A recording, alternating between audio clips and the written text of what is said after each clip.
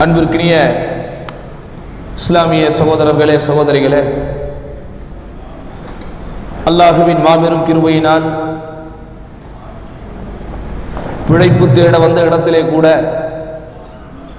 பொருளை தேட வந்த இடத்திலே கூட இறை அருளை தேடுவதற்குண்டான நல்ல பாக்கியத்தை பெற்ற மக்களாக அவனுடைய இல்லத்தில் நாம் எல்லாம் இங்கே அமர்ந்திருக்கிறோம். இந்த நல்ல தருணத்தில் நமது பஹ்ரைன் தாவா சென்டர் ஏற்பாடு செய்திருக்கிற ஒரு சிறப்பான சொற்பொழிவில் நாம் எல்லாம் அமர்ந்திருக்கிறோம். இந்த சொற்பொழிவு நிகழ்ச்சியில் உரையாற்றுவதற்காக தரப்பட்டிருக்கிற தலைப்பு சகோதரத்துவம் ஓர் சரித்திர பார்வை. சகோதரத்துவம் மார்க்கத்தில் எந்த அளவிற்கு வலியுறுத்தி சொல்லப்பட்டிருக்கிறது என்பதை நாம் எல்லோரும் அறிந்த ஒரு விஷயம்தான். அது என்ன சரித்திர பார்வை என்றால், உலகத்தில் உண்மையாலுமே சரித்திரம் என்பது நமக்கு மட்டும்தான் இருக்கிறது. 1400 ஆண்டுகளுக்கு முன்பு தூய இஸ்லாத்தை பிரச்சாரம் செய்வதற்காக இறைவனால் தேர்ந்தெடுக்கப்பட்ட முஹம்மது நபி ஸல்லல்லாஹு அலைஹி வஸல்லம் அவர்களுடைய சொற்கள், அவர்களுடைய செயல்பாடுகள், அவர்கள் கொடுத்த அங்கீகாரங்கள், அவர்கள் செய்த உபதேசங்கள், அவர்கள் அந்த மக்களோடு பழகிய பழக்க வழக்க முறைகள் அனைத்தும் பதிவு செய்யப்பட்டு அதில் எவைகளெல்லாம் சரியான ஆதாரபூர்வமானதாக இருக்கிறதோ, எவைகளெல்லாம் ஆதாரமற்றவைகளாக இருக்கிறதோ என்பதையெல்லாம் பகுப்பாய்வு செய்யப்பட்டு ஒரு பரிசுத்தமான வரலாறு சரித்திரம் நமக்கு மட்டும்தான் இருக்கிறது.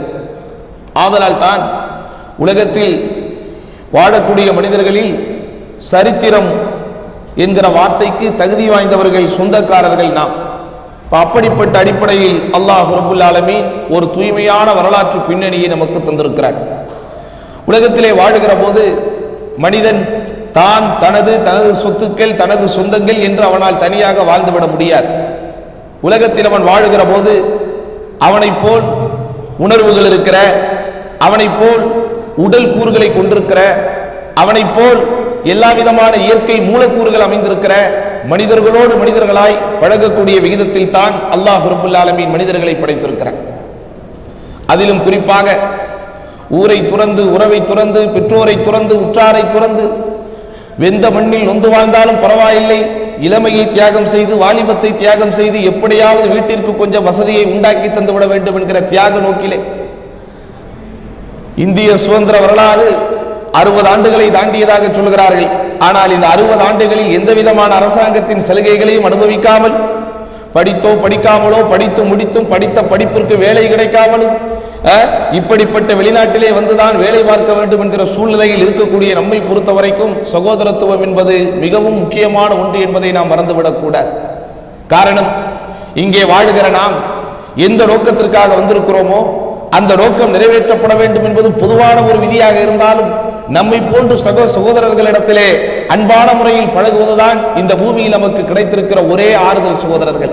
இப்படி இந்த பஹ்ரைன் மண்ணிலே பிழைப்பு தேடி வந்திருக்கிறோம் என்றால், இந்த வாழக்கூடிய இந்த வாழ்க்கையில் மக்களோடு மக்களாய் பழகி கொண்டிருக்கிறோமே, அந்த மக்களின் அன்பை நாம் சிறப்பான முறையில் பெறுவதுதான் இந்த உலக வாழ்க்கையில் நமக்கு கிடைக்கக்கூடிய ஒரே ஆறுதல்.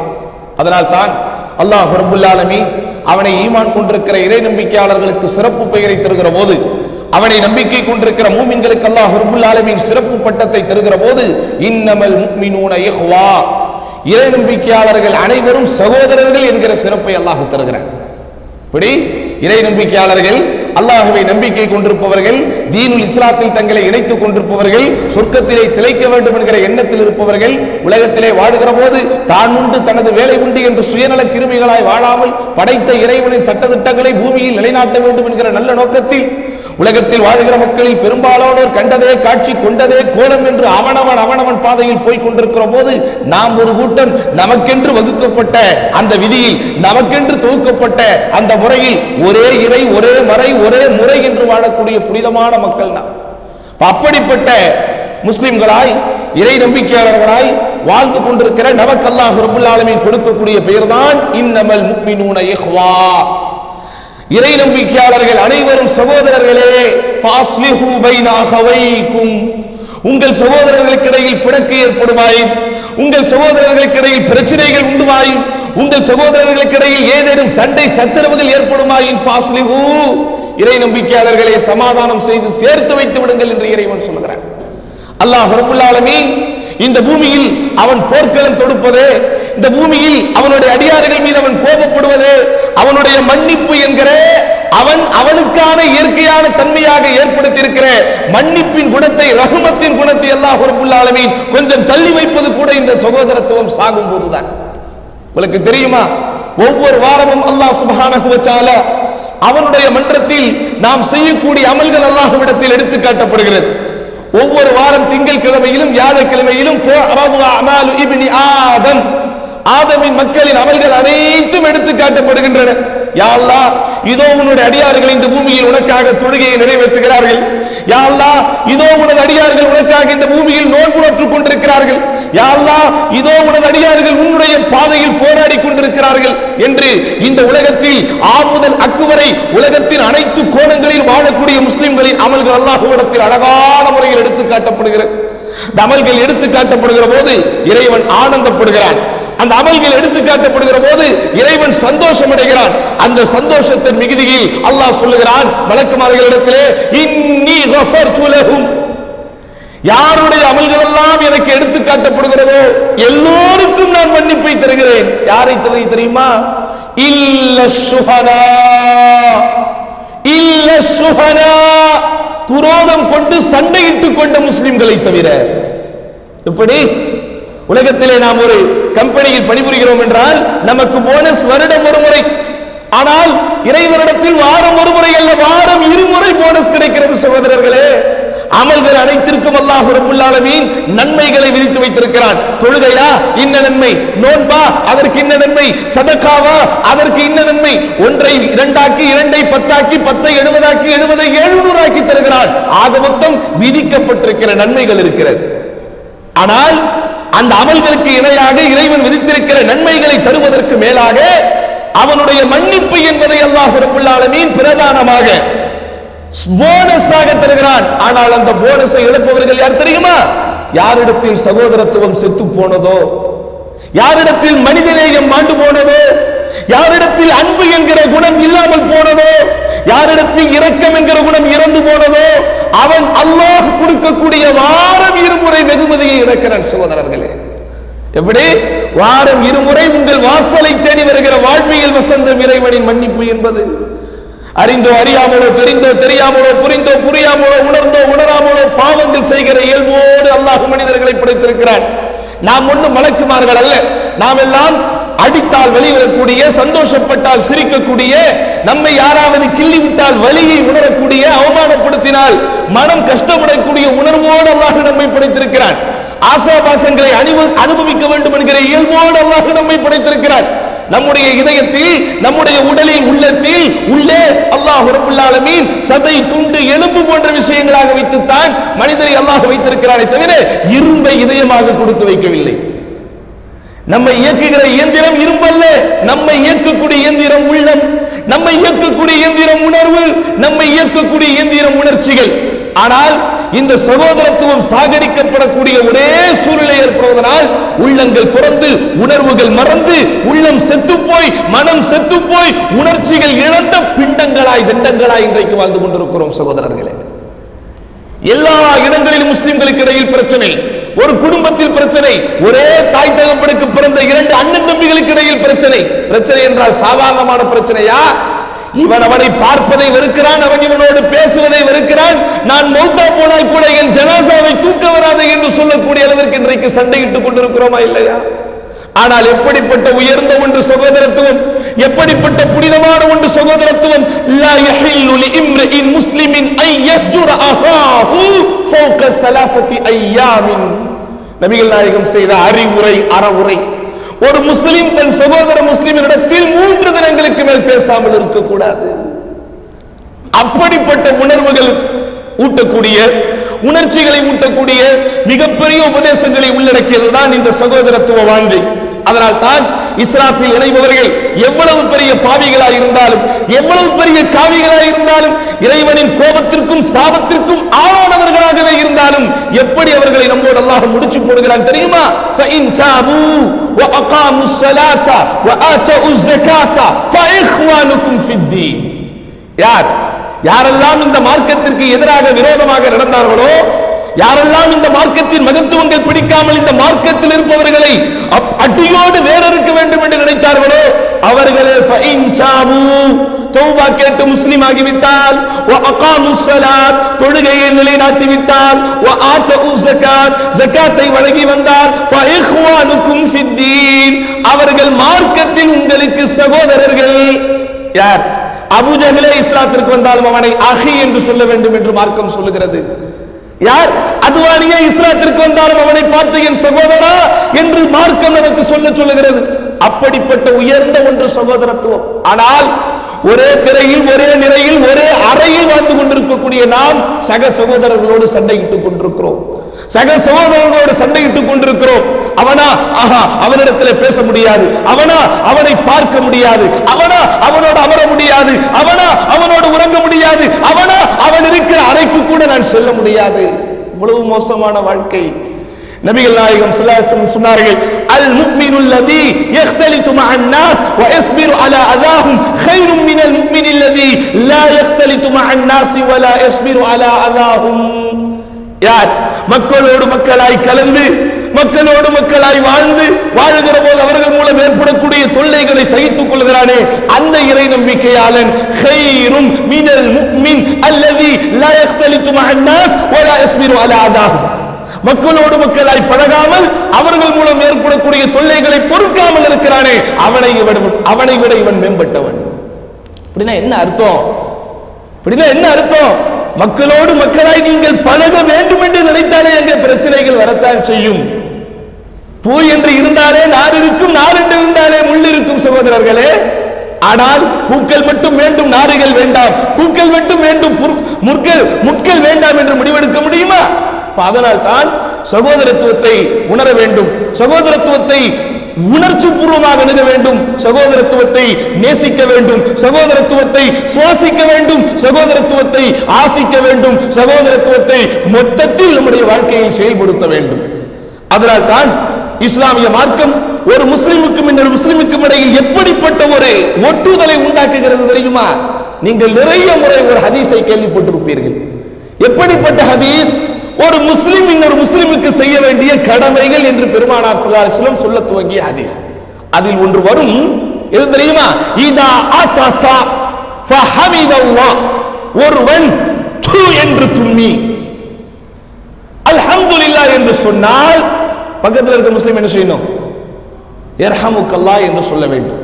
இதில் எவ்வளவு பெரிய உண்மை அல்லாஹ் உள்ளடக்கி இருக்கிறான் தெரியுமா? உங்கள் சகோதரன், சொந்த சகோதரன், அவனுடைய வயிற்றிலிருந்து தொண்டையிலிருந்து உண்டாகி வரக்கூடிய அந்த தும்மல், அவனுடைய எச்சில் வார்த்தைகள் கலந்து எச்சிலோடு அவன் உச்சரிக்கிற வாயை கூட நீங்கள் கவனித்து யர்ஹமுக்கல்லாஹ் என்று பதில் சொல்ல வேண்டும். சுப்ஹானல்லாஹ். இன்னும் ஒரு ஹதீஸை நீங்கள் கேள்விப்பட்டிருப்பீர்கள், லா ஹலூஃபு ஃபமிஸ் ஸாயிம் அஜ்ஹபு இன்தல்லாஹ் மின் ரீஹில் மிஸ்க். எப்படி? லா ஹலூஃபு ஃபமிஸ் ஸாயிம் அஜ்ஹபு இன்தல்லாஹ் மின் ரீஹில் மிஸ்க். நோன்பாளி ஒருவனது வாயிலிருந்து வரக்கூடிய துர்வாடை அல்லாஹ்விடத்தில் கஸ்தூரியின் மணத்தை விட மேலானது. ஒருவன் யாரிடத்திலும் பேசாமல் இருந்தால் துர்வாடை வெளிவருமா? ஒருவன் யாரோடு பழகாமல் அவன் உண்டு அவன் வேலை உண்டு என்று இருந்தால் துர்வாடை வெளிவருமா? இதை நீங்கள் கொச்சையாக பச்சையாக நினைத்து விடாதீர்கள். இஸ்லாம் எந்த அளவிற்கு உணர்ச்சி பூர்வமாக சகோதரத்துவத்தை சொல்லுகிறது என்பதை நீங்கள் புரிய வேண்டும். ஒரு நோன்பாளி சக சகோதரன் அவனுடைய வாயிலிருந்து துர்வாடை வந்தாலும் அதை பொறுத்துக்கொள் என்று சொல்லுகிற மார்க்கம் இஸ்லாமிய மார்க்கம்.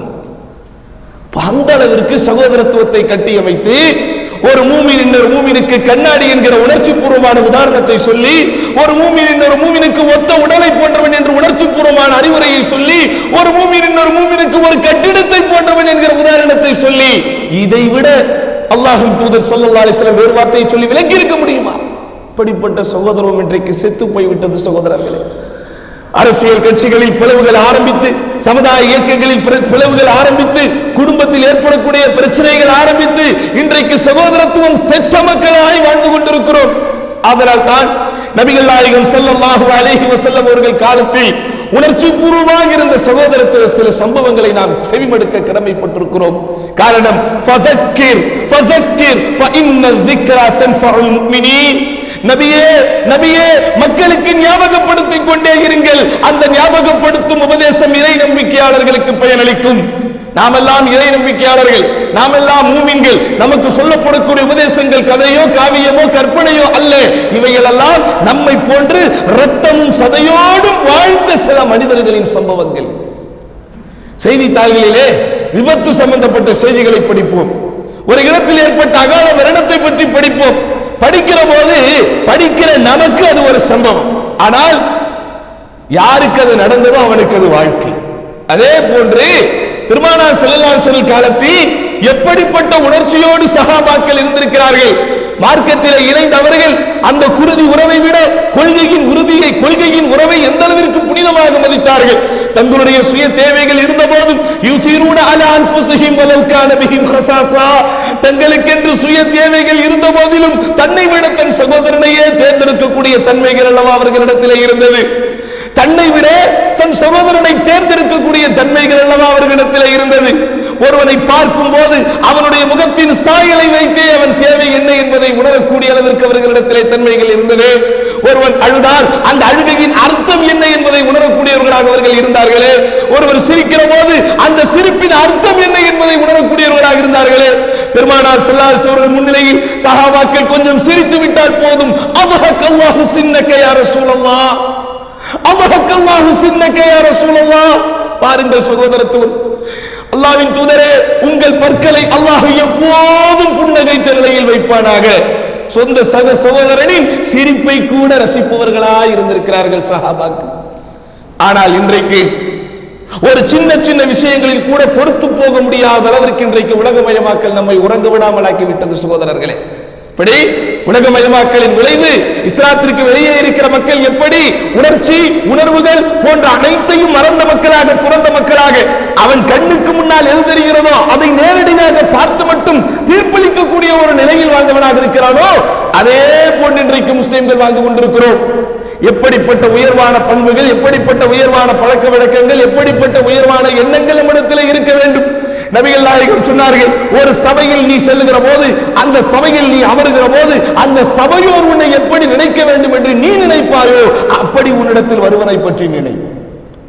இப்படி ஒரு சபைக்கு நான் போகிறேன், சக சகோதரர்களோடு அமருகிறேன், அமருகிற போது அந்த சபையோர் என்னை எப்படி நினைக்க வேண்டும் என்று நான் விரும்புவேனோ அதே போன்று உன்னை நோக்கி வருபவனை பற்றி நீ நினை.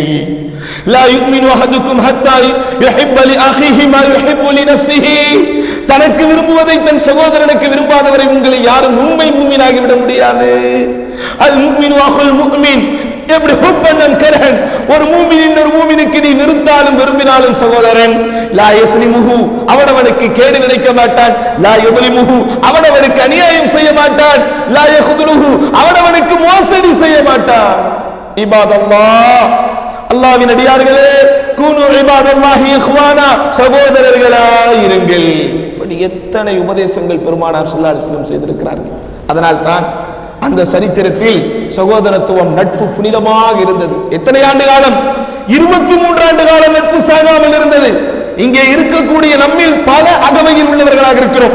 20ல் ஆரம்பித்து 20களில் ஆரம்பித்து 60ஐ நெருங்கியவர்கள் கூட இருக்கிறோம்.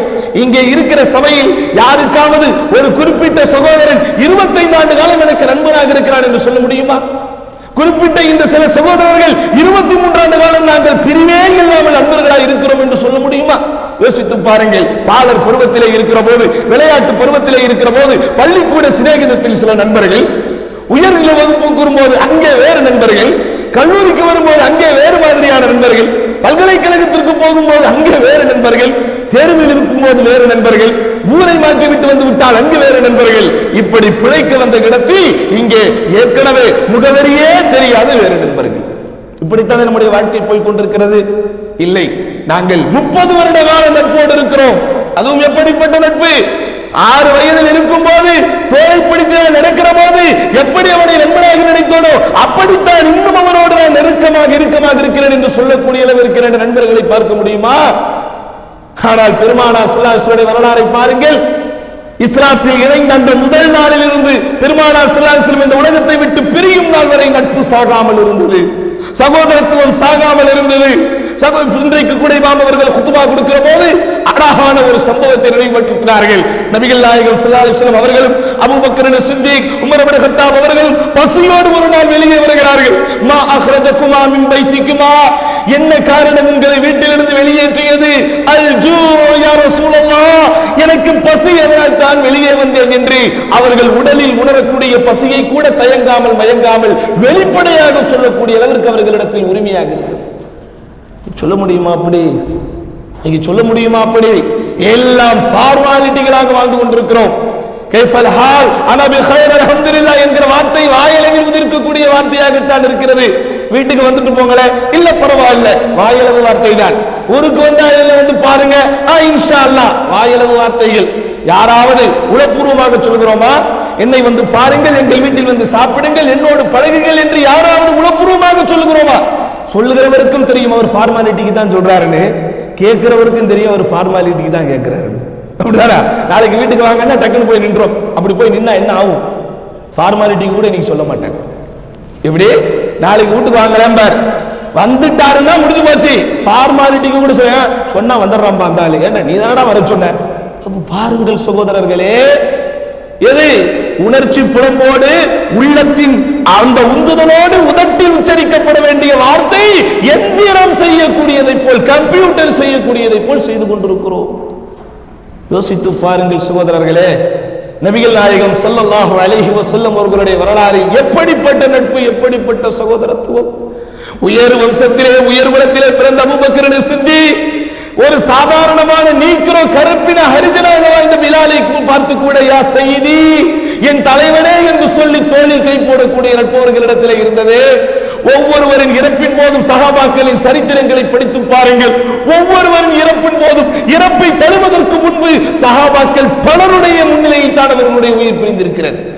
எப்படி சஹாபாக்களின் மரண நேரத்தில் நடந்த சம்பவங்களை நீங்கள் படித்தால், சக்கராத்து ஹாலில் அவர்கள் இருக்கிற போது, சக்கராத்தை அவர்கள் அடைவதற்கு முன்பே சஹாபாக்கள் கூடி விடுவார்கள், வசியத்தை சொல்லுவார்கள், உபதேசங்களை கேட்பார்கள், உங்களுடைய நிலை எப்படி இருந்தது என்று ஒருவருக்கு ஒருவர் சொல்லுவார்கள், ஆறுதல் சொல்லுவார்கள். கடைசியில் பார்க்கிற போது சஹாபாக்கள் பலரின் முன்னிலையில் தான் அவர்களுடைய உயிரை இந்த உலகத்தை விட்டு பிரியும். இப்படிப்பட்ட சகோதரத்துவம் இன்றைக்கு நம்மிடத்தில் இருக்கிறதா? இறந்து போனதற்கு பிறகு தொலைபேசி வரும், ஓகே நான் கபிரிஸ்தான்ல வந்து மீட் பண்றேன்ட்டு போயிடுவாரு. எது எது உலகத்திலேயே உண்மையிலேயே சகோதரர்களே, உணர்ச்சியின் முடிவு ஒரு மனிதரின் மரணம். அதற்கு மேல் ஏதாவது இருக்குதா? அதற்கு மேல் ஏதாவது இருக்குதா? உணர்ச்சிகளின் ஒட்டுமொத்த உலகத்தின் ஆசைகளின் முடிவு மரணம். அதனால் தான் பெருமானார் சொல்லுகிற போது என்ன சொன்னார்கள்? உலக இன்பங்களுக்கு முற்றுப்புள்ளி வைக்கிற மரணத்தை அதிகம் நினைத்து பாருங்கள் சொன்னாங்க. அப்ப ஒட்டுமொத்த உணர்ச்சிகளுக்கும் ஒட்டுமொத்த உள்ள குமுறல்களுக்கும் ஒட்டுமொத்த உலக ஆசைகளுக்கும் முடிவு கட்டக்கூடிய ஒரு ஃபுல் ஸ்டாப் என்பது மரணம். அந்த மரணம் கூட இன்னைக்கு நம்ம கிட்ட ஃபார்மாலிட்டியா போயிடுச்சு. மரணம் கூட இன்றைக்கு ஃபார்மாலிட்டியா போயிடுச்சு. ஏன் பெத்த தகப்பனின் மரணத்திற்கு கூட பிளைட்ல போனா செலவாகும், இங்க இருந்து ஆறுதல் சொல்லிட்டு பல பேர் உட்கார்ந்துடுறான். கண்டிப்பா போய்த்தானாக வேண்டும் என்பது மார்க்கத்தின் தீர்ப்பல்ல. இருந்தாலும் பாசமும் அன்பும் நேசமும் இழந்து போனவர்களாக இன்றைக்கு வாழ்வது எவ்வளவு கேள்விக்குறி, எவ்வளவு ஒரு கேவலமான வாழ்க்கையை யோசித்து பாருங்கள். பெருமானார் ஸல்லல்லாஹு அலைஹி வஸல்லம் அவர்களுடைய வரலாறில் உணர்ச்சியோடு படிக்கக்கூடிய ஒரு யுத்தம் தபூக் யுத்தம். இன்றைக்கு அந்த வசனத்தை கூட இமாம் சாஹிப் அவர்கள் தங்களுடைய குத்பாவில் நினைவுபடுத்தினார்கள். இன்றைக்கு அவருடைய குத்பாவுடைய உரையின் தலைப்பு என்ன தெரியுமா? தரஃப். தரஃப் என்றால் பகட்டை நேசித்தல், அலங்காரத்தை நேசித்தல், ஹாப்பியாக ஜாலியாக கஷ்டமில்லாமல் வாழக்கூடிய வாழ்க்கையை பற்றி தான் இன்றைக்கு அவருடைய குத்பாவின் உரை. அதில் அல்லாஹ் ரப்பல் ஆலமீன் தபூக் யுத்தத்தை பற்றி சொல்லுவார். தபூக் யுத்தம் ரோமர்கள் என்று அன்றைய நேர உலக வரலாற்றின் வல்லரசுகளாக வாழ்ந்தவர்களோடு எதிர்த்து தொடுக்கப்பட்ட போர். சாதாரணமான போர் அல்ல. போர் மரபுகளையோ போர் தந்திரங்களையோ பாரம்பரியமாக நூற்றாண்டுகள் பின்னணி கொண்ட மக்களோடு மக்களாக நபிகள் நாயகம் ஸல்லல்லாஹு அலைஹி வஸல்லம் படையினர்கள் இருக்கவில்லை. போர் கலையில் போர் மரபில் வெறுமனே 5 ஆண்டுகள் 6 ஆண்டுகள் அனுபவம் பெற்ற சின்னஞ்சிறு படை பெருமானார் ஸல்லல்லாஹு அலைஹி வஸல்லம் படை. ஆனால் ரோமர்களின் படையோ உலகத்தையே ஆட்டுவிக்கக்கூடிய படையாக, உலகத்தையே ஆச்சரியத்தில் ஆட்டக்கூடிய ஒரு படையாக, ஒரு சாதாரண ஆடை ஏற்றுமதி செய்யப்பட்டால் கூட இது ரோம தேசத்திலிருந்து வந்தது என்று உலகமே பெருமைப்பட்டுக் கொண்டிருந்த காலம் அது. ஒரு உணவு பட்டம் கூட வித்தியாசமாக வந்துவிட்டால் இது ரோம மக்கள் சாப்பிடக்கூடிய உணவு என்று சொன்னால் உலகமே ஆச்சரியத்தோடு பார்த்த காலம் அது. வியாபார ஸ்தலங்களுக்கு சென்று விட்டால் ரோமாபுரியிலிருந்து வந்த பொருட்கள் என்று சொன்னால் அந்த சரக்கிற்கு விலையே தனி. அப்படிப்பட்ட காலம் அது. இந்த நேரத்தில் ஹெர்கல் மன்னன் என்று சொன்னால், ஹெர்குலஸ் மன்னன் என்று சொன்னால் உலகமே அமைதியாக கூடிய நிலை. அப்படிப்பட்ட நேரத்தில் சின்னஞ்சிறு படையை வைத்திருக்கிற பெருமானார் ஸல்லல்லாஹு அலைஹி வஸல்லம் ரோமர்களுக்கு எதிராக போர் தொடுப்பதற்கு பொது அறிவிப்பை செய்கிறார்கள். ஒட்டுமொத்த முஸ்லிம்களும் காரணம் இல்லாமல், அவர் தகுந்த காரணம் இல்லாமல் கட்டாயம் கிளம்பியே ஆக வேண்டும் என்கிற கட்டளையை பிறப்பித்த நேரம் அந்த நேரத்தில் கஅப் பின் மாலிக் ரலியல்லாஹு அன்ஹு அவர்களோடு 2 சஹாபாக்கள் காரணமே இல்லாமல் போர்க்களத்திலிருந்து பின்தங்கி விடுகிறார்கள். முனாஃபிக்குகள் எல்லாம், நயவஞ்சகர்கள் எல்லாம், யா ரசூலல்லாஹ் எனக்கு தலைவலி, யா ரசூலல்லாஹ் எனக்கு ஜுரம் அடிக்கிறது, யா ரசூலல்லாஹ் டிராபிக், யா ரசூல் இந்த காலத்துல நம்ம சொல்ற மாதிரி எனக்கு ரீசன் சொன்னா, வீட்ல யாரும் இல்ல, பொண்டாட்டி தனியா இருக்கிறா என்றெல்லாம் பொய்யான காரணங்களை சொல்லி தப்பித்தார்கள். ஆனால் இந்த உண்மையின் சத்தியவான்களோ, சரித்திரத்தின் ஜாம்பவான்களோ, நிழல்களின் நிஜங்களோ, மார்க்கத்தை நிலைநாட்ட வேண்டும் என்கிற துடிப்போடு இருந்த இந்த மார்க்கத்தின் அங்கங்களோ, சீறி வரும் சிங்கங்களோ, இஸ்லாமிய அந்த தீனை உளமாற உலகத்திற்கு எடுத்துக் கொடுத்த தங்கங்களோ உள்ள காரணத்தை உள்ளபடியே சொன்னார்கள். எப்படி? யா ரசூலல்லாஹ், யா ரசூலல்லாஹ் மா லனா உذுருன், எந்த காரணமும் இல்லை, ஆனாலும் நாங்கள் பின்தங்கி விட்டோம் என்று உணர்ச்சி பூர்வமாக உண்மை உரைத்தார்களே, அப்படிப்பட்ட சம்பவம் இந்த சம்பவம். அந்த நேரத்தில் அல்லாஹ் ரப்பல் ஆலமீன் அவனுடைய மார்க்கத்தை நிலைநாட்டுவதற்காக சஹாபாக்கள் எல்லாம் கிளம்பி கொண்டிருந்த நேரத்தில் யகூதிகள், முனாஃபிக்குகள் சொன்னார்கள், லா தன்ஃபிரு, புறப்பட்டு செல்லாதீர்கள். ஏனென்றால் இந்த கிளைமேட், இந்த சூழ்நிலை, இந்த தட்பவெப்பம் மிகவும் வெப்பத்தோடு இருக்கிறது. போது அல்லாஹ் சொல்லுகிறான், குல் நாரு ஜஹன்னம அஷத்து ஹுர்ரா, நபியே சொல்லுங்கள், நரகத்தின் சூடு இதைவிட பயங்கரமாக இருக்கும் என்று அல்லாஹ் ரப்பல் ஆலமீன் நேரடியாக வசனத்தை இறக்கக்கூடிய அளவிற்கு ஒரு பயங்கரமான சூழ்நிலை இந்த போர்க்களத்தின் சூழ்நிலை. அப்போது நபிகள் நாயகம் ஸல்லல்லாஹு அலைஹி வஸல்லம் போர்க்களத்தை முடித்து வெற்றி வாகை சூடி ரோமர்களை அடக்கிவிட்டு, ரோமர்களின் ஆட்டத்தை ஒடுக்கிவிட்டு, ரோமர்களின் தீவிரத்தனத்திற்கெல்லாம் ஒரு மூட்டையை கட்டிவிட்டு சஹாபாக்களிடத்திலே பெருமானார் ஸல்லல்லாஹு அலைஹி வஸல்லம் போர்க்களம் குறித்த ஃபீட்பேக்குகளை விசாரித்துக் கொண்டிருக்கிறார்கள். யாரெல்லாம் வரல என்கிற அட்டெண்டன்ஸ் ரிப்போர்ட் ரசூலுல்லாஹ்விடத்திலே சமர்ப்பிக்கப்படுகிறது. முனாஃபிக்குகள் பெயர்கள் வரும்போதெல்லாம் ஒவ்வொரு நயவஞ்சகனும் வித்தியாசமான வினோதமான காரணங்களை சொல்லி தப்பித்து விட்டான். இறுதியில் இந்த மூவரின் காரணங்கள் வருகிறது, இந்த மூவரின் பெயர்கள் வருகிறது. ஆனால் இங்கே பாருங்கள், சகோதரத்துவம் எந்த அளவிற்கு அங்கே சாகாமல் இருந்தது, சகோதரத்துவம் எந்த அளவிற்கு அங்கே உண்மையாக, உளப்பூர்வமாக, உணர்ச்சி சகிதமாக, ரத்தத்தோடு கலந்த ஒன்றாக இருந்தது. போர்க்களத்திற்கு போகிற போதே ரசூலுல்லாஹ் கேட்கிறார்கள், ஐன காப், காப் எங்கே வரவில்லையே? பாருங்கள், ஆயிரக்கணக்கில் சஹாபாக்கள் கூடியிருந்த சபையில் கூட ஒரு தனி தோழர் வராவிட்டால் வராத தோழர் யார் என்பதை உணரக்கூடிய அளவிற்கு அவர்களிடத்திலே அந்த சகோதரர்களோடு பழக்கம் இருந்ததென்றால் அந்த சகோதரத்துவத்திற்கு அளவு காட்ட முடியுமா? அந்த சகோதரத்துவத்தை எடை போட முடியுமா? அந்த சகோதரத்துவத்தின் கனப்பரிமாணத்தை உணர்ந்துதான் சொல்லிவிட முடியுமா?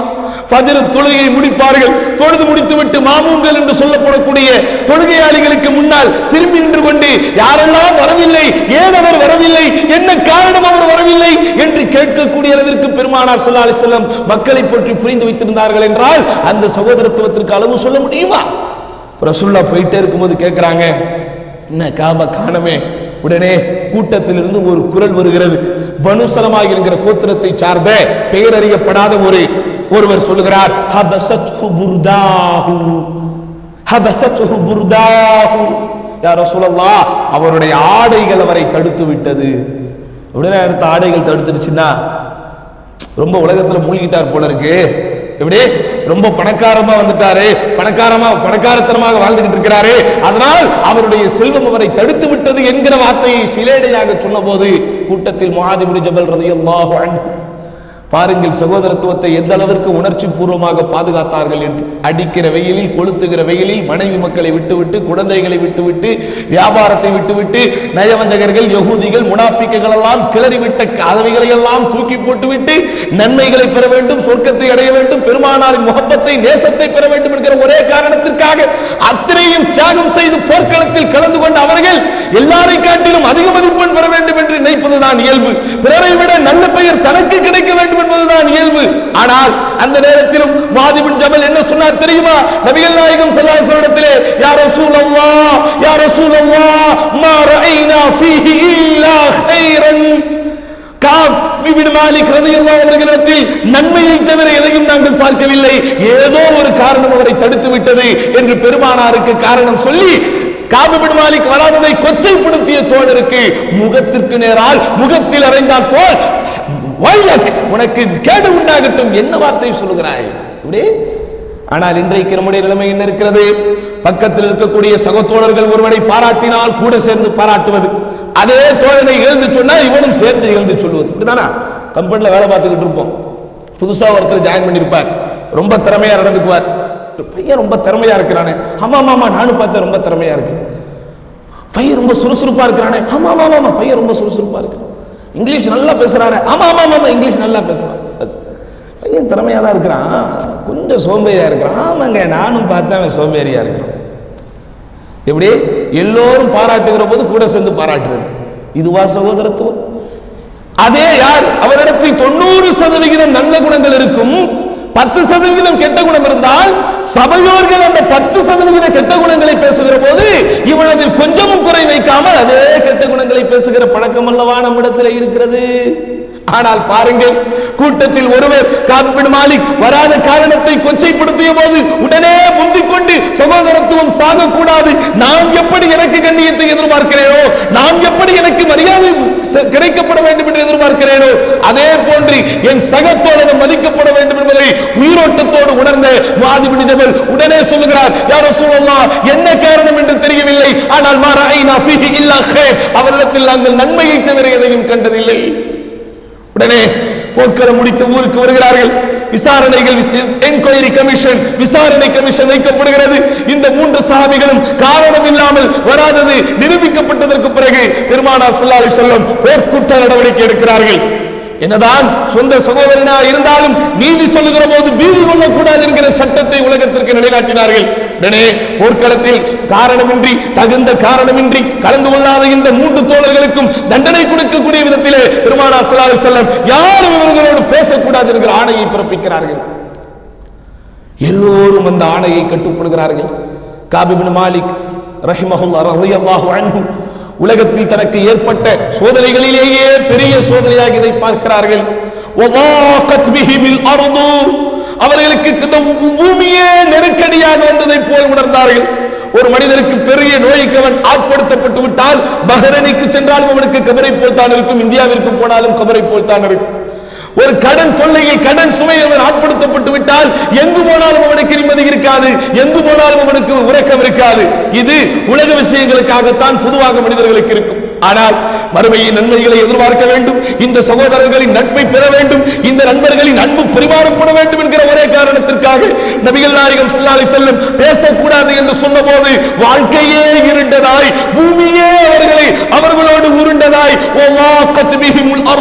இந்த உலகமே எனக்கு நெருக்கடியான ஒரு சூழ்நிலையை நான் உணர்ந்தேன் என்று சொன்னார்.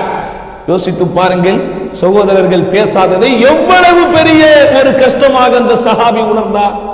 ஆனால் இன்றைக்கு நாம் எப்படி இருப்போம்? ஒரு அறையில் 12 பேர் 10 பேர் தங்கிக் கொண்டிருக்கிறோம் என்றால் 9 பேர் நம்மிடத்தில் பேசாட்டா என்னங்க முடிவெடுப்போம்? மன்தகாவை மாத்தலான்றுவோம். எப்படி என்ன சொல்லிடுவோமா? மன்தகாவை மாத்து, மனாமால பிரச்சனையா முஹர்ரக்கு ஓடிரு, அங்க பிரச்சனையா ஹுதைபியாக்கு ஓடிரு, அங்கேயும் பிரச்சனையா வேற இடத்துக்கு போய்விடு என்பதுதான் மனிதனின் இயல்பு. ஆனால் காப் பின் மாலிக் நகமும் சதையுமாய் பழகிக் கொண்டிருந்த நாம் பெருமானார் ஸல்லல்லாஹு அலைஹி வஸல்லம் எடுத்த தண்டனைக்காகத்தானே என் சோதரர்களிடத்திலே பேசாமல் இருக்கிறார்கள்.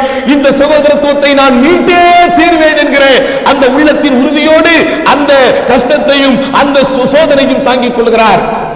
எந்த அளவிற்கு அவருக்கு சோதனை வந்தது தெரியுமா? எந்த அளவிற்கு அவருக்கு சோதனை வந்தது தெரியுமா? நபிகள் நாயகம் ஸல்லல்லாஹு அலைஹி வஸல்லம் இவரிடத்திலே பேசக்கூடாது என்கிற முடிவை மட்டுமல்ல, அடுத்து சொன்னார்கள், அவருக்கு அறிவிப்பு வருகிறது, காப் உன் மனைவியை விட்டு நீ விலகி இருக்க வேண்டும். உடனே பாருங்க, ரசூலுல்லாஹ்வுடைய கட்டளைக்கு எவ்வளவு ஒரு முக்கியத்துவம் கொடுக்கிறாரு. யா ரசூலல்லாஹ், விலகி இருக்க வேண்டும் என்று நீங்கள் சொல்வது அஉதல்லிகுஹா, அவளை நான் தலாக் விட்டு விட வேண்டுமா? பாருங்க, ரசூலுல்லாஹ்வுடைய முஹப்பத்திற்கு முன்னால் ஒட்டுமொத்த விஷயங்களையும் அவர்கள் சரணாகதியாக வைக்கக்கூடிய அளவிற்கு மார்க்கத்தில் ஒரு இணைப்போடும் பிணைப்போடும் இருந்த உன்னதமான ஒரு உத்தமர்கள் தான் இந்த சஹாபாக்கள். உடனே ரசூலுல்லாஹ் சொன்னார்கள், தலாக்கெல்லாம் விட வேண்டாம், தஅ்தஸிலுஹா, அவளை விட்டு நீ இல்லற வாழ்க்கையில் ஈடுபடாமல் குடும்பம் நடத்தாமல் விலகியிரு. அதற்கும் ஓகே. அடுத்து பார்க்கிறார், யாராவது நம்மிடத்திலே பேச மாட்டார்களா? யாராவது நம்மிடத்திலே பேச மாட்டார்களா? சஹாபாக்கள் கடந்து செல்கிற போதெல்லாம் அந்த சஹாபாக்களுக்கு முன்பு தன்னுடைய முகத்தை காட்டுவது, பெருமானார் கடந்து செல்கிற போதெல்லாம் அஸ்ஸலாமு அலைக்கும் யா ரசூலல்லாஹ் என்று சொல்லி நபிகள் நாயகத்தின் 2 உதடுகளை பார்ப்பது, அந்த உதடுகளாவது நமக்கு ரெஸ்பான்ஸ் கொடுக்காதா? அந்த உதடுகளாவது நம்மை உணராதா என்று நபிகள் நாயகம் ஸல்லல்லாஹு அலைஹி வஸல்லம் எப்படியாவது பேச வேண்டும் என்று துடிக்கிறார், பேச வேண்டும் என்று அவர் முயற்சி செய்கிறார். துணை முயற்சிகள் தோல்வி அடைகின்றன. காரணம், வஹி வராமல் ரசூலுல்லாஹ் எந்த முடிவையும் எடுக்க முடியாது. வஹி வராமல் எந்த முடிவையும் எடுக்க முடியாது. அடுத்து வருகிறது இன்னும் பெரும் சோதனை. எது? நபிகள் நாயகம் ஸல்லல்லாஹு அலைஹி வஸல்லம் அவர்கள் தன் தோழர்களும் இவர்களுக்கு எதிராக இப்படிப்பட்ட குற்றவிய நடவடிக்கையை எடுத்ததற்கு பிறகு இதற்காகவே காத்துக் கொண்டிருந்ததை போல், இதற்காகவே எதிர்பார்த்துக் கொண்டிருந்ததை போல் ஷாம் தேசத்து உளவாளிகள் சிலர் காபை அணுகுகிறார்கள். ஏன்? போர்ப்படை தளபதி, போர்த்தந்திரம் தெரிந்தவர், மிக நுணுக்கங்கள் புரிந்தவர், ஒழுக்கசாலி, நாணயஸ்தர், இப்படிப்பட்ட ஒருவர் நம் படைக்கு கிடைத்தால் அவரை பயன்படுத்திக் கொள்ளலாம் என்கிற முடிவோடு ஷாம் தேசத்து உளவாளிகள் சிலர் இவரை அணுகுகிறார்கள். எப்படி? முகமது இப்படி ஒரு முடிவு எடுத்துட்டார்னு செய்தி எங்களுக்கு வந்துச்சு, முஸ்லிம்கள் யாரும் உங்ககிட்ட பேச மாட்டாங்கிற செய்தி எங்களுக்கு வந்துடுச்சு, ஒரு வார்த்தை சொல்லு, நம்ம ஷாமுக்கு ஓடிடலாம், ஷாம் தேசத்திற்கு உங்களை கூட்டு போயிடுறேன், அங்க உங்களுக்கு ராஜ மரியாதையை கொடுக்கிறோம், அங்கே உங்களுக்கு பகட்டான வாழ்க்கைக்கு உண்டான வாசல்களை திறந்து விடுகிறோம், புறப்பட்டு வா, காபே தாமதிக்காதே வா. பாருங்கள் சகோதரர்களை, எப்படிப்பட்ட சோதனை என்று. ஊரு 2 விட்டால் டாஷிக்கு கொண்டாட்டம் என்று சொல்வார்கள். அதே போன்று முஹம்மது ஸல்லல்லாஹு அலைஹி வஸல்லம் அவர்கள் தன் தோழர்களுக்கும் காப் இப்னு மாலிக் ரலியல்லாஹு அன்ஹு அவர்களுக்கும் இடையில் இப்படிப்பட்ட பிணக்கு ஏற்பட்டவுடன் அந்த சம்பவத்தை சாதகமாக்கிக் கொண்டு முஸ்லிம்களின் படையில் பிரிவினையை உண்டு பண்ணி காபை கடந்து விடலாம் என்கிற தப்பு கணக்குப்பட்டவர்கள் பேரம் பேசிய போது காப் இப்னு மாலிக் சொன்னார் ரலியல்லாஹு அன்ஹு, இந்த உலகத்தில் எப்படிப்பட்ட சோதனைகள் எனக்கு வந்தாலும் பரவாயில்லை. கடிதமே கொடுக்கிறான். யாரு? அந்த உளவாளி, ஷாம் தேசத்து அதிபர் கொடுத்த அந்த கடிதத்தை பார்க்கிறார். கடிதத்தில் இப்படிப்பட்ட வார்த்தைகள் எழுதப்பட்டிருக்கிறது என்பதை உணர்கிறார். உடனே கடிதத்தை என்ன செய்தார் தெரியுமா? வீட்டில் எரிந்து கொண்டிருக்கக்கூடிய அடுப்பிலே போட்டு எரித்து விடுகிறார் சகோதரர்களே. காரணம், இந்த சகோதரத்துவத்தை நான் இழந்துவிடக் கூடாது. எந்த சகோதரர்களோடு நகமும் சதையுமாய் வாழ்ந்தாரோ, எந்த சகோதரர்களோடு ரத்தமும் சதையுமாய் வாழ்ந்தாரோ, எந்த சகோதரர்களோடு கண்ணும் கண்ணாடியுமாய் வாழ்ந்தாரோ, அந்த சகோதரர்களை இழந்துவிடக் கூடாது என்பதற்காக, இந்த சகோதரத்துவம் செத்துவிடக் கூடாது என்பதற்காக உலகமே இருண்டு போனாலும் பரவாயில்லை, உலகத்தின் இன்பங்கள் எல்லாம் இருண்டு போனாலும் பரவாயில்லை, நான் இந்த சகோதரத்துவத்தை சாகடிக்க மாட்டேன் என்கிற முடிவோடு துடிப்போடு வாழ்ந்து கொண்டிருக்கிறார். சுப்ஹானல்லாஹில் அஸீம். 50 தினங்கள் சகோதரர்களே. எத்தனை தினம்? 50 தினங்கள் முடிகிறது. சஹர் நேரத்தில் நபிகள் நாயகம் ஸல்லல்லாஹு அலைஹி வஸல்லம் உம்மு ஸலமா ரலியல்லாஹு அன்ஹா அவர்கள் இல்லத்திலே இருந்த அந்த நேரத்தில் நபிகள் நாயகம் ஸல்லல்லாஹு அலைஹி வஸல்லம் திடீரென்று சிரிக்கிறார்கள் சந்தோஷமாக. அந்த சிரிப்பிற்கு அர்த்தத்தை உடனே மனைவி புரிந்து கொண்டார் சகோதரர்களே. ஒரு வீட்டில் ஒரு கணவன் சிரிச்சா என்னங்க அர்த்தம்? அதுக்கு என்ன அர்த்தத்தை ஒரு மனைவி எடுக்க முடியும்? குடும்பத்தில் ஏதோ ஒரு நன்மை வந்து விட்டது என்றுதானே எடுக்க முடியும்.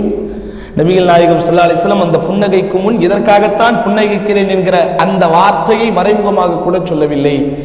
இந்த அர்த்தத்திற்காகத்தான் புன்னகைக்கிறேன் என்கிற விவரத்தை சிலேடையாக கூட சொல்லவில்லை. ஆனால் நபிகள் நாயகம் ஸல்லல்லாஹு அலைஹி வஸல்லம் அவர்களுடைய சிரிப்பின் அளவை வைத்து, சிரிப்பின் முறையை வைத்து புரிந்து கொண்ட உம்மு ஸலமா, யா ரசூலல்லாஹ், காபிற்கு அல்லாஹ் ரப்புல் ஆலமீன் மன்னிப்பை நாடி வசனத்தை இறக்கி விட்டானா? யோசித்து பாருங்கள், அந்த சகோதரத்துவம் எங்கே போனது என்று.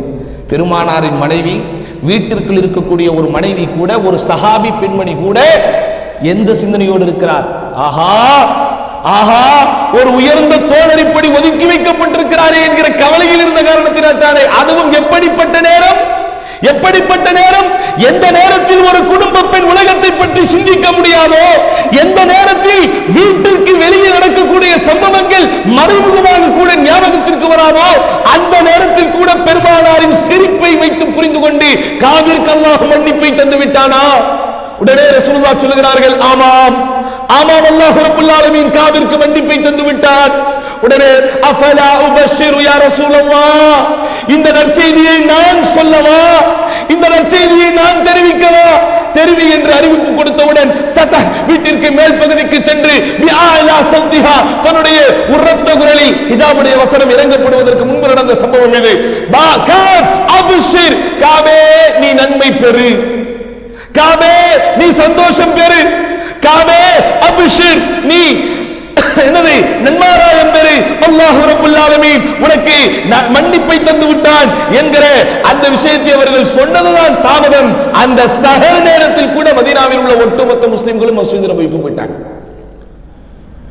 எங்க பாங்கு சத்தம் நம்மளை எழுப்பல்ல, இது ஹை டெக்னாலஜிகள் பயன்படுத்தப்பட்ட ஹைலி இன்ஸ்ட்ருமெண்ட்ஸ், அதன் மூலம் வரக்கூடிய ஸலாத்து கைரும் மினன் நௌம், தூக்கத்தை விட தொழுகையே மேலானது என்று வரக்கூடிய வார்த்தை நம்மை எழுப்பவில்லை. எந்த நேரத்தில்?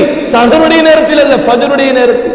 ஆனால் சஹருடைய நேரத்தில் காபிற்கு அல்லாஹ் ரப்பல் ஆலமீன் மன்னிப்பை இறக்கி அருளிவிட்டான் என்று பெருமானாரின் வீட்டின் மேல் இருந்து ஒலிக்கப்பட்ட ஒரு வார்த்தை ஒட்டுமொத்த அன்சாரிகளின் தூக்கத்தை,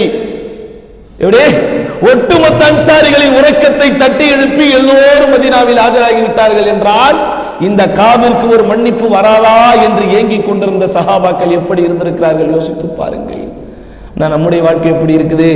கூட வேலை பார்த்து கொண்டிருப்பவனுக்கு ப்ரமோஷன் கிடைத்து விட்டால் அவனுக்கு இரவு உணவு இறங்குவதில்லை. கூட வேலை பார்த்து கொண்டிருப்பவனுக்கு ஒரு 2 நாள் கூட லீவு கிடைத்து விட்டால் இவனுக்கு உறக்கம் வருவதில்லை. கம்பெனியின் மேலாளர், கம்பெனியின் மேனேஜர் அவனை விட இவனை பார்த்து சிரித்து விட்டால், ஒரு சலாத்தை கொஞ்சம் சத்தமாக சொல்லிவிட்டால், கொஞ்சம் அறையில் கூப்பிட்டு தனியாக பேசிவிட்டால், இவனுக்கு ஒதுக்கக்கூடிய பொறுப்பை விட கொஞ்சம் பொறுப்பையும் முக்கியத்துவத்தையும் தந்து விட்டால் மனைவியின் மீது கோபப்படுறான். Mood out. எது இவனுக்கு மூட் அவுட்டுவதற்கு எதெல்லாம் காரணமா இருக்குது பாருங்க. வீட்டுக்கு வந்து டென்ஷனா வருவார். அப்படியே மனைவி கேப்பா, என்னங்க ஏங்க அப்படி டென்ஷனா இருக்கு? அப்படி காரணத்தை சொல்லி என்னன்னா கேட்டா, இது எது கூட வேலை பார்த்துக்கிட்டு இருக்கிற ஒரு எம்ப்ளாய்க்கு கொஞ்சம் கூடுதல் முக்கியத்துவம் கொடுத்துட்டா முடிஞ்சு போச்சு. அவ்வளவு வேணாங்க. உட்கார்றோம் பாத்தீங்களா சேரு, இவன் உட்கார்ற சேரை விட கொஞ்சம் கம்ஃபர்டபுளா சக பயணிக்கு ஒரு வேலை பார்க்கிறவனுக்கு சேர் கிடைச்சிட்டு அவன் கம்பெனியை விட்டு போடணும்னு துவா செய்யக்கூடிய வேலையாட்கள் எல்லாம் இருக்கிறார்கள் என்கிற செய்தி எனக்கு வந்திருக்கிறது. உண்மை, மிகைப்படுத்தி அல்ல, நான் படித்த ஒரு செய்தி தான். சக மேனேஜர்கள், ஆனா இவனுக்கு கிடைக்கிற சேரை விட அவனுக்கு சேர் நல்லா இருக்கு. சேரத்தாடா மாத்திக்கூடாதுன்னா வேற, சேரத்தான்னு கேட்க மாட்டார், பிரஸ்டீஜ் ப்ராப்ளம்.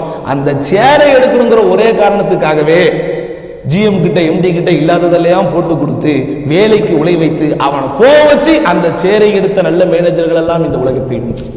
ஆமா, ஏன்? உலகமயமாக்கல். அவனுடைய உள்ளம் எந்திரமாய் போனது. அவனுடைய உள்ளமும் நெஞ்சமும் அவர் அதில் பிரகாசமாக இருக்க வேண்டிய உணர்வுகளும் உணர்ச்சிகளும் செத்து போய் பிண்டங்களாய், தண்டங்களாய், தலையில்லா முண்டங்களாய் அவனை வாழ வைக்கக்கூடிய அளவிற்கு இரும்புகளும் அந்த மாதிரியான உலோகங்கள் உள்ளே போய் உட்கார்ந்த மாதிரி இன்றைக்கு மனிதர்களுடைய வாழ்க்கை. ஆனால் சஹாபாக்களின் வாழ்க்கை எப்படி இருந்தது? நீங்கள் அதிகம் கேள்விப்பட்டிருக்கிற ஒரு சம்பவம் தான் சல்மான், அபூ தர்தா ரலியல்லாஹு அன்ஹுமா இருவருக்கு இடையில் அல்லாஹ்வின் தூதர் ஸல்லல்லாஹு அலைஹி வஸல்லம் ஏற்படுத்தி வைத்த சகோதரத்துவம். இவர் அன்சாரி, அவர் முஹாஜிர். இவர் அன்சாரி, அவர் முஹாஜிர். சல்மான் அல் ஃபாரிஸி ரலியல்லாஹு அன்ஹு அவர் இந்த அபூ தர்தா என்கிற சஹாபியை சந்திப்பதற்காக வருகிறார். வீட்டுக்கு வெளியே மனைவியினுடைய பொசிஷனை பார்க்கிறார். அலங்கோலமான ஒரு நிலையில், அலங்கோலம் என்றால் தவறாக அல்ல, ஒரு ஆடை அழுக்கடைந்ததாக, ஒரு சாதாரணமாக கொஞ்சம் வசதி வாய்ப்போடு சந்தோஷத்தோடு ஒரு குடும்ப பெண்மை எப்படிப்பட்ட ஆடை அணிவாளோ அப்படி இல்லாமல் ஒரு ஏழ்மை நிலையில் இருப்பதை போல், ஒரு வாழ்க்கையின் வறுமை கோட்டிலே இருப்பதை போல் அந்த இவங்க சொல்லலை. இத்தனைக்கும் இவங்க தன்னுடைய விஷயத்தை எதுவுமே சொல்லல. பார்த்த உடனேயே புரிந்து கொள்கிறார் சல்மான் அல் ஃபாரிஸி ரலியல்லாஹு அன்ஹு, ஓ குடும்பத்தில் ஏதோ பிரச்சனை போல இருக்கு. எங்கம்மா அபூ தர்தா? உங்கள் சகோதரன் அபூ தர்தாவிற்கு உலகத்தின் எந்த தேவைகளும் இல்லை. அந்த அம்மாவும் வீட்டுல உள்ள பிரச்சனைகளை எல்லாம் சொல்லல. எங்க அபூ தர்தான்னு கேட்கிறாங்க. கேட்ட உடனே பதில், இன்ன சாஹிபக அபூ தர்தா, உங்களுடைய தோழர் அபூ தர்தா லைஸ லஹு ஹாஜத்துன் ஃபித் துன்யா, அவருக்கு உலகத்தில் எந்த தேவையும் இல்லை. அப்படியா? ஆஹா, ட்ராக் சரியில்லையே. உடனே வெயிட் பண்றார். வரும் வரை தாமதிக்கிறார். பாருங்கள், தன் சொந்த சகோதரன் உடன் பிறந்தவன் அல்ல, குருதியின் அடிப்படையில் வந்தவன் அல்ல, கொள்கையின் உறுதியின் அடிப்படையில் வந்தவன்.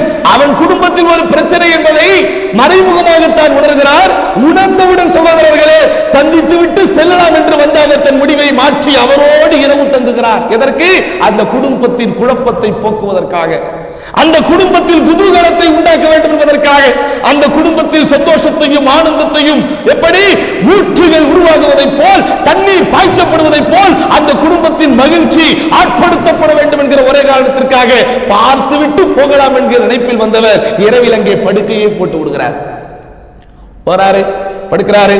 இரவின் ஆரம்ப பகுதி தான் ஆரம்பிக்குது. டக்குனு எந்திக்கிறார். எங்கப்பா போற? தொழுவு போற. தூங்கு. சரி ரைட் பிரதர் சொல்லிட்டார். அதுக்கு முன்னாடி இன்னொரு விஷயம் நடக்குது. எது வரும்போதே நோம்போட தான் வராரு. இவருக்கு ஆடையும் பழத்தை எல்லாத்தையும் கொடுக்கிறாரு, அவர் சாப்பிட மாட்டேன்றார். ஏங்க நீங்க சாப்பிட மாட்டேன்றீங்க? நான் நோன்பாளி, வல்லாஹி அல்லாஹ்வின் மீது ஆணையாக நீ இதை தொடாவிட்டால் நான் சாப்பிட மாட்டேன். இந்த நஃபீலான நோன்பை விருந்தினர்களுக்காக முறிக்கலாம் என்பதற்கு பெருமானார் அனுமதி கொடுத்திருக்கிறார்கள். எதற்கெடுத்தாலும் நோன்பு வைத்துக் கொண்டே இருந்து நீ குடும்பத்தை கவனிக்காமல் இருப்பதை எப்படி மறைமுகமாக வார்த்தைகளால் சுடாமல், எப்படி வார்த்தைகளால் சுடாமல் அவருடைய மனதை காயப்படுத்தாமல் அவன் குடும்பத்தின் பிரச்சனை தனக்கு தெரிந்திருக்கிறது என்பதை கூட தெரியப்படுத்தாமல் யோசித்து பாருங்கள் எப்படிப்பட்ட சகோதரத்துவம் அது. ஆனால் இன்றைக்கு நாம் எப்படி இருக்கிறோம்? நம் சகோதரனின் குடும்பத்திலே ஒரு சின்ன பிரச்சனை வந்து விட்டால் போதும், ஈரை பேனாக்கி பேனை என்னாக்குவோம், பேயாக்கி விடுவோம். சகோதரர்களே, ஒருத்தனுக்கு தெரிஞ்சதை 10 பேருக்கு தெரிய வைப்போம். 10 பேர் 100 பேர் அவனா ஐயோ குடும்பத்தில் பிரச்சனை தெரியாது, அவனுக்கு ஒண்ணுமே நடந்திருக்காது, ஒரு சின்ன ஆனால் அந்த பிரச்சனை ஈரை பேனாக்கி பேனை பெருச்சாலியாக்கக்கூடிய அளவிற்கு இன்றைக்கு பிரச்சனைகளை எல்லாம் பெரிதுபடுத்திக் கொண்டிருக்கிறோம். ஆனால் குடும்பத்தில் இல்லறம் இல்லை, இனிய வாழ்க்கை இல்லை, கணவனுக்கும் மனைவிக்கும் இடையில் புரிந்துணர்வு இல்லை, மனைவி கணவனோடு கணவன் மனைவியோடு சந்தோஷமாக வாழக்கூடிய சூழ்நிலை இல்லை. இன்னும் கொஞ்சம் விட்டுவிட்டால் குடும்பமே பெரியக்கூடிய நிலை. அதை தன்னுடைய சமயோஜித புத்தியை வைத்து, தன்னுடைய இனிமையான நடைமுறையை வைத்து, தனக்கு அல்லாஹ் ரப்பல் ஆலமீன் கொடுத்திருக்கக்கூடிய தத்துவ ரீதியான திறமையை வைத்து கத்திகின்றி ரத்தமின்றி யுத்தம் ஒன்றை நடத்துவதை போல அங்கே பஞ்சாயத்து பண்ணல, பிரச்சனை என்னன்னு சொல்லி பெரியவங்களை கூட்டிட்டு வா என்றெல்லாம் பில்டப் பண்ணல. ஒரே ஒரு நைட்டு தங்கினாரு, தங்கி அந்த குடும்பத்தையே சரி பண்ணார். எந்திக்கிறார், தொழுவத்துக்கு தூங்கு. இரவின் 2ஆம் பகுதி வருகிறது, திரும்ப எந்திக்கிறார், தூங்குங்கிறார். இரவின் 3ஆம் பகுதி வருகிற போது எந்திரிக்கும் போது டக்குன்னு அங்க ஒரு லெக்சர். இப்படி நான் வந்த உங்க மனைவியை பார்த்தேன், அப்படியெல்லாம் தத்துவம் பேசவில்லை சகோதரர்களே. என்ன சொன்னாங்க தெரியுமா? அபூ தர்தா இன்ன லக அலைக ஹக்குன் வ இன்ன லி அஹ்லிக அலைக ஹக்குன் வ இன்ன லி ரப்பிக அலைக ஹக்குன் ஃபஅஅதி குல்ல தி ஹக்கின் ஹக்கஹு. புதர்தா, உனக்கு நீ செய்ய வேண்டிய கடமைகள் இருக்கிறது, உங்கள் மனைவியருக்கு நீங்கள் செய்ய வேண்டிய கடமைகள் இருக்கிறது, உங்கள் இறைவனுக்கும் நீங்கள் செய்ய வேண்டிய கடமைகள் இருக்கிறது. யாருக்கெல்லாம் நீங்கள் என்னென்ன கடமைகளை எல்லாம் செய்ய வேண்டுமோ எல்லோருக்கும் அந்த கடமைகளை நிறைவேற்றுங்கள். முடிஞ்சு. உங்களுக்கு உங்க மனைவிக்கும் பிரச்சனை என்ன, இப்படிலாம் பெரிய அப்படி மனோதத்துவ நிபுணமல்ல. சில பேர் சரி கூட பழகிறானே, கொஞ்சம் அனுபவஸ்தனா இருக்கிறானே, பிரச்சனையை போய் பேச போனா என்ன செய்யறது? இரண்டவோ பெரிய சுப்ரீம் கோர்ட் ஜட்ஜு மாதிரி அப்படியெல்லாம். இதெல்லாம் சகோதரர்களை தவிர்க்கப்பட வேண்டிய. பாருங்கள் சஹாபாக்கள், பல்கலைக்கழகங்கள் அவர்கள் பார்க்கவில்லை, ஆனால் பல்கலைக்கழகங்களே அவர்களை பார்க்க வேண்டிய அளவிற்கு இருந்தார்கள் சகோதரர்களே. உடனே போறார், யாரு என்னை தொழ விடாமல் தடுத்து விட்டார், என்னை நோன்பு வைக்க விடாமல் தடுத்து விட்டார், இப்படியும் சொல்லுகிறார் என்று நபிகள் நாயகத்திடத்திலே புகார் செய்யலாம் என்று புறப்பட்ட முதல்வா நடந்த சம்பவத்தை சொன்ன போது ரசூலுல்லாஹ் அப்படியா சொன்னாரு, நான் சொல்ல வேண்டியது அவர் எப்படி சொல்வார், அவரை ஊட்டுவா என்று சொல்லாமல் அங்கேயும் பாருங்கள் சகோதரத்துவத்தின் சக்தி. சதக சல்மான், ஒரே வார்த்தை. எப்படி? சதக சல்மான். சல்மான் உண்மையைத்தான் உரைத்தார். அதற்கு பிறகு அந்த குடும்பத்தில் பிரச்சனையே இல்லை சகோதரர்கள். சுப்ஹானல்லாஹி அலீம். யோசித்து உங்களுக்கு காப் இப்னு மாலிக்குடைய சம்பவத்தை சொன்னேன். தபூக் யுத்தம் முடிந்து சற்றேறக்குறைய 7-8 ஆண்டுகள் பெருமானார் ஸல்லல்லாஹு அலைஹி வஸல்லம் உயிரோடு தான் இருந்தார்கள். இந்த சஹாபாக்களும் பல ஆண்டுகள் உயிரோடு தான் இருந்தார்கள். என்றைக்காவது ஒரே ஒரு சம்பவத்திலாவது காபு உங்களை பத்தி தெரியாதா, தபூக் யுத்தத்தில் வராம ரசூலுல்லாஹ் கிட்ட பனிஷ்மெண்ட் நீங்க வாங்கினவங்க தானே என்று சொல்லி இருப்பார்களா யாராவது? உலகத்தையே இஸ்லாமிய வரலாற்றையே உலுக்கிய ஒரு சம்பவம் ஒன்று உண்டுமானால் அது ஆயிஷா ரலியல்லாஹு அன்ஹா அவர்களுடைய கற்பு சம்பந்தமாக முனாஃபிக்குகள் நயவஞ்சகர்கள் கிளப்பிவிட்ட கருப்பு சம்பவம் தான் இஸ்லாமிய சரித்திரத்திலே வலியோடு அழுகையோடு படிக்கக்கூடிய ஒரு சம்பவம். அந்த சம்பவத்திலே 3 சஹாபிகளின் பெயர் அடிபட்டது. மிஸ்தஹ் இப்னு அஸாஸா, ஹஸ்ஸான் இப்னு சாபித், ஹம்னா பின்த் ஜஹ்ஷ். இந்த 3 இப்படிப்பட்ட தவறுகள் செய்தார்கள். இவர்களும் இந்த நயவஞ்சகர்கள் பேசியதை போய் பேசினார்கள் என்று ஆதாரத்தோடு நிரூபிக்கப்பட்டதுதான். அதற்கு நபிகள் நாயகம் ஸல்லல்லாஹு அலைஹி வஸல்லம் கண்டனத்திற்கும் அவர்கள் ஆளானார்கள் தான். ஆனா அந்த சம்பவம் முடிந்து சற்றேறக்குரிய பல ஆண்டுகள் எல்லோரும் வாழ்ந்தார்களே, என்றைக்காவது ஒரு நாள் ஒரு சின்ன வயது தோழராவது ஹஸ்ஸான் இப்னு சாபித்தை பார்த்து, ஹஸ்ஸானே உங்களை பற்றி எனக்கு தெரியாதா, நீங்கள் இப்படி ஆயிஷாவை பற்றி பேசியதானே என்று சொன்ன ஒரு சம்பவத்தை நீங்கள் பார்க்க முடியுமா? அதுதாங்க சகோதரத்துவம். இது ராஜ துரோகம். எந்த காரியம் செய்தால் மன்னிப்பே கிடைக்காதோ, எந்த காரியம் செய்தால் உள்ளத்தில் ரணத்தை போல் ஒரு வடி ஏற்படுமோ, அப்படிப்பட்ட காரியங்களே சிறால் நடந்த போதும் கூட அதையெல்லாம் மறந்த மக்களாய், அதையெல்லாம் மறுத்த மக்களாய், அதெல்லாம் என்னவோ நடக்காததை போல் அவர்கள் ஜெனியூனாக வாழ்ந்தார்களே, அதுதான் அந்த சகோதரத்துவம் சாகாமல் இருந்தது. ஆனா நம்ம ஒரு சின்ன தப்பை, அதுவும் இது மீச முளைக்கிறதுக்கு முன்னாடி அவன் செஞ்ச விஷயம் அவருக்கு கிடைச்சிட்ட போதும் டைரியில் எழுதி வைப்போம். மாட்டோம், இப்ப சொல்ல மாட்டோம், கிடைக்கும் போது சொல்லுவோம். பழக்கம் இருக்குதா இல்லையா? நமக்கு கொஞ்சம் பேசும்போது அப்படியே பார்ப்போம், அந்த பார்வைக்கே அர்த்தம் அவனுக்கு தெரியும். ஆஹா, இதுக்கு மேல பேசலாம், நம்ம மேட்டர் வந்து சொல்லிடுவோம் போல இருக்கு. இப்படி வாழ்ந்து கொண்டு எங்க சகோதரத்துவம்? சகோதரத்துவத்தை எல்லாம் நாம் கஃபன் செய்து தஃபன் செய்து ஜனாசா தொழுது நாட்களாகி விட்டது சகோதரர்களே, நாட்களாகி விட்டது. ஒரு ரணத்தோடு, ஒரு எங்கு பார்த்தாலும் ஒரு ஈடுபாடு இல்லை, எங்கு பார்த்தாலும் இஸ்லாமிய மக்களுக்கிடையில் ஒரு ஈர்ப்பு இல்லை. நம்மை போன்று சகோதரன் நீங்களும் நானும் சேர்ந்து சொர்க்கத்தில் இருக்க வேண்டும். சகோதரத்துவம் என்பது உலகத்தில் சாதாரணமானதா? அல்லாஹ் ரப்பல் ஆலமீன் எப்படி சொல்கிறான்?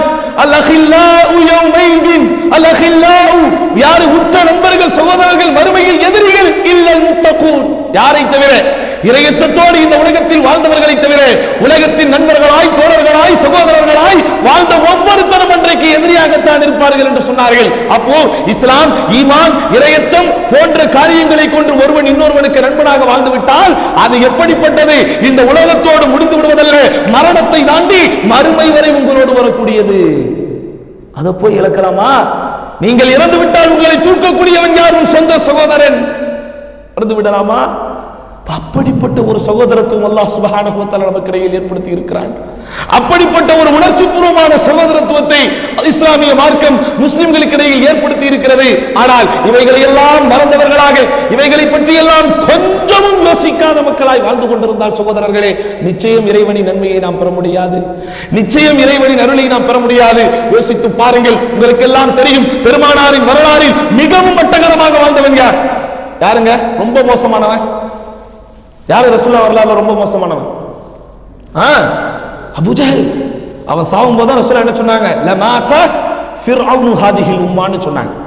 இந்த உம்மத்தின் ஃபிரௌன் தோ செத்து போனான்னு. அந்த ஃபிரௌனுக்கு மகன் தான் யாரு? இக்ரிமா இப்னு அபீ ஜஹல் ரலியல்லாஹு அன்ஹு. அவரை குறித்து உலமாக்கள் சொல்கிற போது சேற்றில் மலர்ந்த செந்தாமரைன்னு சொல்லுவாங்க. யாரு? ஏன்? ஒரு குஃப்ருனுடைய தலைவர் வீட்டிலே பிறந்தவர் இக்ரிமா. ஆனா இக்ரிமா இஸ்லாத்திற்கு வருகிறார். அதே போன்ற அபூ சுஃபியான் எவ்வளவு மோசமாக இஸ்லாத்திற்கு எதிராக இருந்தார், அவர் இஸ்லாத்திற்கு வருகிறார். அவருடைய மகனார் முஆவியா இஸ்லாத்திற்கு வருகிறார். இன்றைக்காவது சஹாபாக்கள் இவர்களெல்லாம் இஸ்லாத்திற்கு முன்பு செய்த அட்டூழியங்களையும் வழிச்சாட்டியங்களையும் சொல்லி காட்டிய ஒரு சம்பவத்தை பார்க்க முடியுமா? அதுதான் சகோதரத்துவம். இப்போ தன்னால் சிறரால் ரணங்களையும் காயங்களையும் தாங்கி நின்றாலும் கூட சகோதரர்களே, காயப்படுத்திய அத்தனைகளையும் மறந்துவிட்டு உள்ளத்தை திறந்து காட்டி அவர்கள் பழகியதனால் தான் அந்த சகோதரத்துவம் இன்றும் சரித்திரத்தில் பேசப்படுகிறது. ஆனால் புச்சப்புள்ளாத காரணத்தை எல்லாம் பெருசாக்கி, 10 பைசாவிற்கு உதவாத காரணங்களை எல்லாம் பெரிதாக்கி தலைமுறையாய் நாம் சண்டை போட்டுக் கொண்டிருந்தோமையானால் அன்பு சகோதரர்களை எழுதி வைத்துக் கொள்ளுங்கள், ஒவ்வொரு நாளும் அல்லாஹ்வின் சாபத்திற்கு நாம் ஆளாகிறோம். ஒவ்வொரு நாளும் அல்லாஹ்வின் சாபத்திற்கு நாம் ஆளாகிறோம். சகோதரத்துவம் சாகடிக்கப்படுகிற போது, இறை நம்பிக்கையாளர்களுக்கு இடையில் பிரச்சனைகள் ஏற்படுகிற போது அது இறைவனின் சாபம் என்பதை மட்டும் மறந்து விடாதீர்கள். காரணம், நபிகள் நாயகம் ஸல்லல்லாஹு அலைஹி வஸல்லம் யா அல்லாஹ் என்னுடைய உம்மத் அவர்களுக்கு இடையிலேயே கோபம் கொண்டு குரோதம் கொண்டு அடித்துக் கொள்ளக்கூடாது, அதற்கு எனக்கு நீ உறுதியைத்தா என்று கேட்டபோது நபிகள் நாயகம் ஸல்லல்லாஹு அலைஹி வஸல்லம் அவர்களுக்கு அல்லாஹ் ரப்பல் ஆலமீன் இல்லை, அதை நான் தரவே மாட்டேன் என்று மறுத்தான் என்பதை ஹதீஸிலே பார்க்கிறோம். என்றால் யோசித்து பாருங்கள், சகோதரத்துவம் சாகடிக்கப்படுவது, சகோதரர்களுக்கு இடையில் பிணக்குகளும் பிரச்சனைகளும் உண்டாகுவது என்பது இறைவனின் சாபத்தினால் வரக்கூடியது என்பதை மனதில் வையுங்கள். அதனால் ஊரை விட்டு, உறவை விட்டு, உற்றாரை விட்டு, பெற்றோரை விட்டு, மனைவி மக்களை விட்டு, எந்த பருவத்தில் மனைவியின் கட்டில் வேண்டுமோ அதை கூட விட்டுவிட்டு, எந்த பருவத்தில் பிள்ளைகளின் தொட்டிலை பார்க்க வேண்டுமோ அதை கூட விட்டுவிட்டு, ஒரு வெந்த மண்ணில் நொந்து வாழ்ந்தாலும் பரவாயில்லை என்பதற்காக பிழைக்க வந்திருக்கிற நாம் இந்த சகோதரத்துவத்தின் வலிமையை உணர்ந்து, இந்த சகோதரத்துவத்தின் கனப்பரிமாணத்தை உணர்ந்து, எல்லோரும் திறந்த புத்தகமாய், மனிதர்கள் தவறு செய்யக்கூடிய இயல்பு கொண்டவர்கள் தான் எல்லோரும் இன்றைக்கு உலகத்திலே வாழுகிற போது அடுத்தவன் நம் மீது இரக்கம் காட்ட வேண்டும் என்றுதான் நினைக்கிறோமே தவிர நாம் அவனுக்கு இரக்கம் காட்ட வேண்டும் என்று நினைக்கிறோமா? அபூபக்கரின் வரலாறை படிக்கிற போது ஆஹா, எனக்கும் அபூபக்கரை போல் ஒரு நண்பர் வேண்டும் என்று நினைக்கிறோம். ஆனால் எத்தனை பேர் முகமதாக வாழ்கிறோம்?